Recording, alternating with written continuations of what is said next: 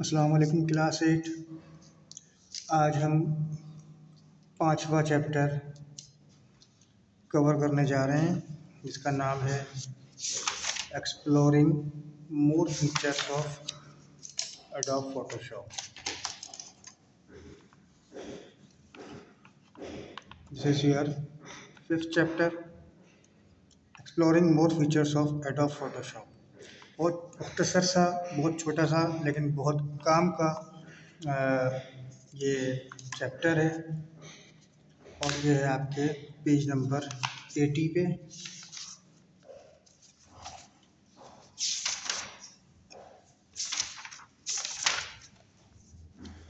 अच्छा, अब देखें इसके अंदर पहला टॉपिक है हमारे पास डिस्कस करने के लिए हीलिंग ब्रश टूल्स। ये हीलिंग ब्रश टूल्स क्या होता है?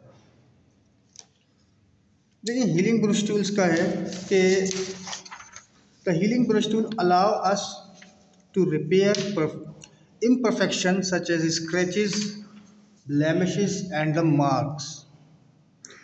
ये जो हीलिंग ब्रश टूल है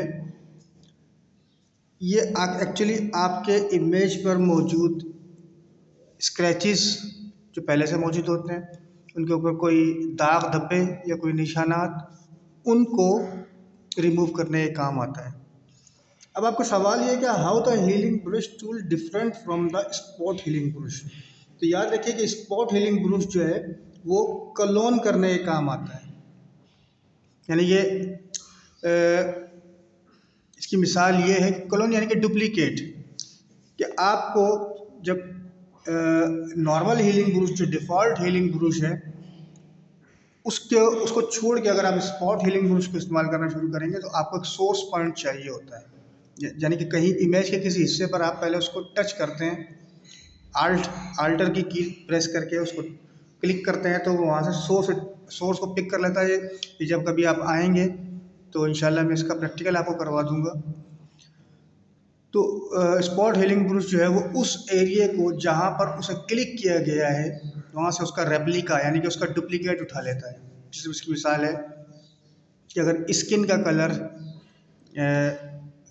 यकसा करना है, एक जैसे एक तरफ का कलर, एक लेफ्ट जो उसका चीक है उसका कलर अगर उसके ऊपर शेड पड़ रहा है कि रोशनी का है किसी चीज़ का, और अगर वो वाइटनेस शो कर रहा है तो राइट वाले जो चीक है, राइट वाला जो उसका गाल है, वहाँ से हम सोर्स पॉइंट बनाएंगे स्पॉट हीलिंग से, और उसके बाद हम लेफ़्ट पे उसको ड्रैग कर देंगे तो आप देखेंगे कि दोनों गालों का जो डिफरेंस है वो ख़त्म हो गया। तो स्पॉट हीलिंग ब्रश और नॉर्मल हीलिंग ब्रश में ये फ़र्क है।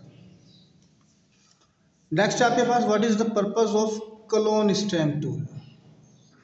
Clone stamp tool actually clone कहते हैं रेप्लिकेट करना, डुप्लीकेट बनाना, ठीक है ना।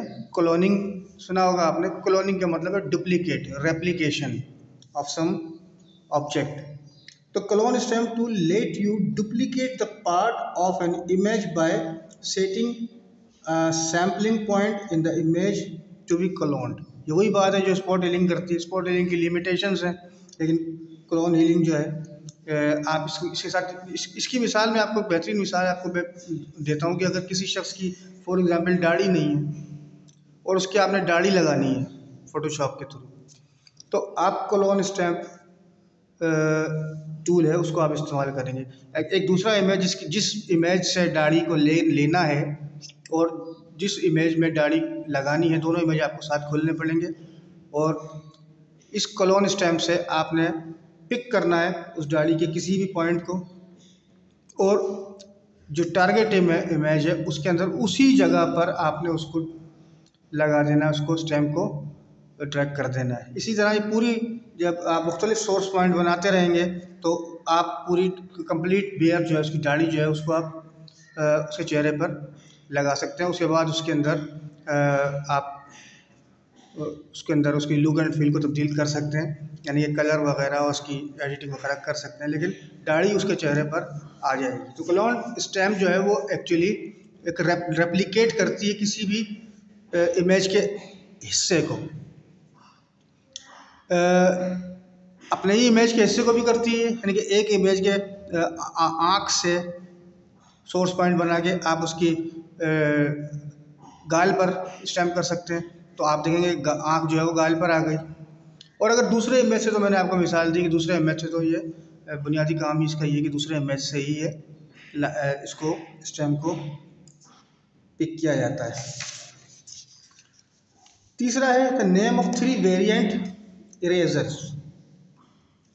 अच्छा देखें, अब ये मैं जो टॉपिक आपको बता रहा हूँ, ये मैं कहाँ से बता रहा हूँ, ये टॉपिक में आपके जो मेन क्वेश्चंस हैं आपके ये है आपके जो पेपर में आपके सवाल आएंगे, मैं उन्हीं टॉपिक्स को उठा रहा हूँ, इन्हीं के आपको नोट्स मिले हैं, इन्हीं को आपने अपनी कॉपियों पर शेयर करना है।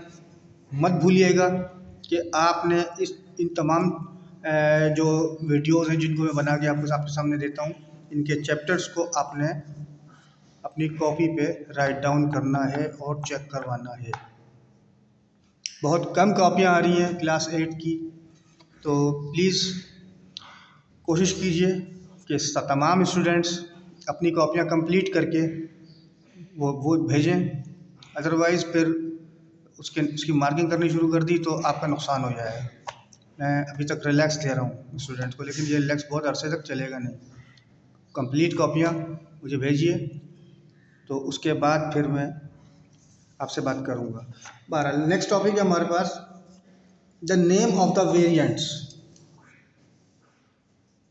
Of the eraser tool. Variant कहते हैं अल्टरनेटिव्स, ऑप्शन, कि हमारे पास इरेजर के कितने ऑप्शन हैं फ़ोटोशॉप में। तो फ़ोटोशॉप में जब हम कोई इरेजर का वर्क कर रहे होते हैं, इरेजर पे काम कर रहे होते हैं, तो हम देखते हैं हमारे पास 3 ऑप्शन हैं।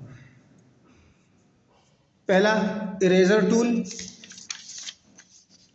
दूसरा बैकग्राउंड इरेजर टूल, तीसरा मैजिक इरेजर टूल। तो जब इंसान बिगिनर जो है वो काम करना शुरू करता है तो वो परेशान हो जाता है कि कौन सा टूल इस्तेमाल करना है। तो याद रखिए कि नॉर्मली तो आपने इरेजर टूल जो है, ये जो नंबर वेरी फर्स्ट है, इसे ही इस्तेमाल करना है। The eraser tool in Photoshop can come in useful but it definitely has some difficulties. There are 3 points to choose from when you choose the eraser: the eraser, background eraser and the magic eraser. There is also an auto erase function. तो आप जब इसको इस्तेमाल करना शुरू करेंगे तो आप कोशिश कीजिएगा कि जब तक की ज़रूरत ना पड़े तो दीगर इरेजर्स को आप ना छेड़ें और नॉर्मल जो है वो इरेजर टूल से ही आप वर्क करें। अगला क्वेश्चन है आपके पास, what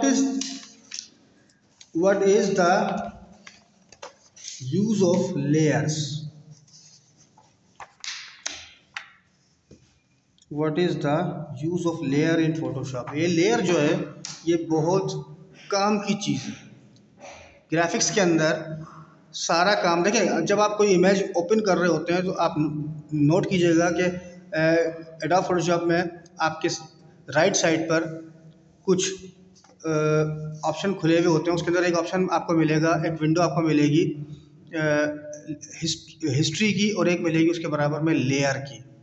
तो लेयर में तमाम लेयर्स जिन पे आपने वर्क किया है वो आपको नज़र आ रही होंगी। डिफ़ॉल्ट ओपन करते ही किसी इमेज को कोई लेयर नज़र नहीं आएगी आपको। जेपीजी इमेज अगर आप ओपन करेंगे या बीएमपी ओपन करेंगे, आप देखेंगे सिर्फ एक लेयर आपके सामने आ रही होगी और उसका नाम होगा बैकग्राउंड।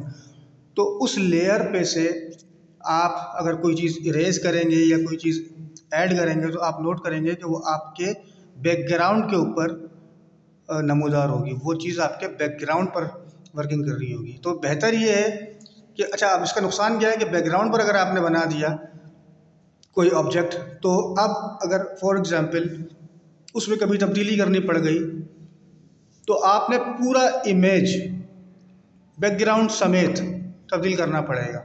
अगर आपने एक लेयर ली हुई होती और आप लेयर पर काम कर रहे होते, तो जैसे मैंने दाढ़ी की मिसाल दी है कि अगर किसी की दाढ़ी लगानी है चेहरे पे, तो अगर आपने लेयर लेकर वो दाढ़ी लगानी शुरू करेंगे आप क्लोन स्टेम से, तो अगर फॉर एग्जांपल आप उस दाढ़ी के अंदर कोई फॉल्ट आ गया लेफ्ट या राइट साइड से वो छोटी बड़ी हो गई, कोई भी फॉल्ट आ गया, कलर में फॉल्ट आ गया, तो आप सिर्फ लेयर पे ऑपरेशन परफॉर्म करेंगे, आपका पूरा इमेज बच जाएगा।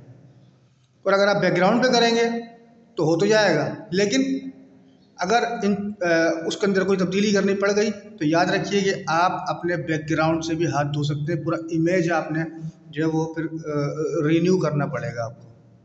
तो इसलिए लेयर बड़ी काम की चीज़ होती है। एक इमेज में कोई हद नहीं होती है कि जितनी भी लेयर ले लें आप। मिसाल के तौर पे एक मिसाल और दे देता हूँ, अगर किसी की आँख का कलर आपने चेंज करना है, फॉर एग्जाम्पल ये आई कलर, इस आई बॉल का कलर अगर आपने चेंज करना है तो आपने पहले तो इसको सिलेक्ट करना पड़ेगा। आपको सिलेक्ट करने के बाद फिर आपने इसको कलर वगैरह देना है, शेड वगैरह देने हैं इसके अंदर। तो ये काम भी आपने लेयर पे करना है, ताकि अगर दोनों आँखों के अंदर कोई डिफरेंस आ जाता है तो आप पूरे इमेज को ना छेड़ें, बल्कि जस्ट इस लेयर को छेड़ें जिस लेयर को आपने शेडेड किया है। तो लेयर का ये फ़ायदा होता है। Last one is the what work do filter accomplish, यानी कि फिल्टर क्या काम करते हैं। What work do filter accomplish, actually filters जो हैं ये आपके पास फ़ोटोशॉप में बहुत सारे फ़िल्टर तो ऑलरेडी जब आप फ़ोटोशॉप इंस्टॉल करते हैं तो आपके साथ इंस्टॉल हो जाते हैं, फ़ोटोशॉप के साथ इंस्टॉल हो जाते हैं। और अगर आपको वो उनमें कोई कमी बेशी भी महसूस होती है तो याद रखिए कि आप इसको अलग से भी इंस्टॉल कर सकते हैं। एक्चुअली ये आपके इमेज को जो फाइन आर्ट्स यानी कि तजरीदी हुस्न प्रोवाइड करते हैं। For example you can use filter to clean up the retouch your photo, apply special art effect that give you image the appearance of the sketch. आपने नोट किया होगा कभी कि मुसव्विर जो होते हैं वो हाथों से पेंसिल से तस्वीर बनाते हैं, स्केचेस। तो अगर ये इफ़ेक्ट आपने अपने फ़ोटोशॉप इमेज को देना है जिससे वो ऐसा लगेगा कि वो हाथ से बना हुआ है, तो आपने फ़िल्टर को इस्तेमाल करना। इसके अलावा बेतहाशा और भी हैं फ़िल्टर को, जो जैसे फ़ाइन आर्ट्स के अंदर जो मुसव्विरी होती है, अगर आप नोट करें इंटरनेट पर कि फ़ाइन आर्ट्स की जो मुसव्विरी है वो कैसी होती है, वो बिल्कुल वो स्केचेस होते हैं, बड़े खूबसूरत और बड़े मीनिंगफुल स्केचेस होते हैं वो। तो वो भी एडोब फोटोशॉप में हम क्रिएट कर सकते हैं by the help of filters. बाज़ औक़ात ये फ़िल्टर्स जितने हैं खैर बहुत हैं, आपकी ज़रूरत से तो बहुत ज़्यादा हैं, लेकिन एडवांस लेवल पे जब हम काम कर रहे होते हैं तो हमें मज़ीद फ़िल्टर्स की ज़रूरत पड़ती है। तो मज़ीद फ़िल्टर्स की सीडीज़ भी आती हैं, डीवीडीज़ भी आती हैं, और ये इंटरनेट से भी डाउनलोड हो जाते हैं। तो आप उसको इंस्टॉल भी कर सकते हैं। इंस्टॉल करेंगे वो सीधे एडोब फोटोशॉप के अंदर आपको जो नए इंस्टॉल किए हुए आपके फ़िल्टर्स हैं वो आपको नज़र आएंगे। तो फ़िल्टर्स जो है वो आपके इमेज की खूबसूरती बढ़ाने के लिए, उसकी लुक एंड फील को खूबसूरत बनाने के लिए और लुक एंड फील बढ़ाने के लिए वो इस्तेमाल होता है। तो आज आपका ये चैप्टर जो है ये यहीं पर ही क्लोज़ हुआ। तो बेटा आप लोग अपनी कॉपीज़ पर बड़ा ध्यान दें, ठीक है। जब आप आएंगे इंशाल्लाह तो मैं इन चीज़ों की प्रैक्टिकल आपको कराऊंगा, जितने भी मुमकिन हो सके इंशाल्लाह ज़रूर कराऊंगा। तो आप अपनी फ़िलहाल अपनी कॉपीज़ पर और अपनी स्टडी पर भरपूर तवज्जो दें। कोई क्वेश्चन हुआ करे जब ड्यूरिंग द स्टडी, ये चैप्टर आप जब पढ़ेंगे तो आपके जहन में कोई सवाल उठेगा तो आप प्लीज़ मुझसे पूछ लीजिए, तो मैं उसका जवाब फ़ौरन देता हूँ। ये मेरी आदत है कि मैं उसको इग्नोर नहीं करता। तो आप फौरी तौर पर इसके सवाल, इस चैप्टर को पढ़ें और अपने आप को अप टू डेट रखें एग्ज़ाम्स के लिए। Thank you.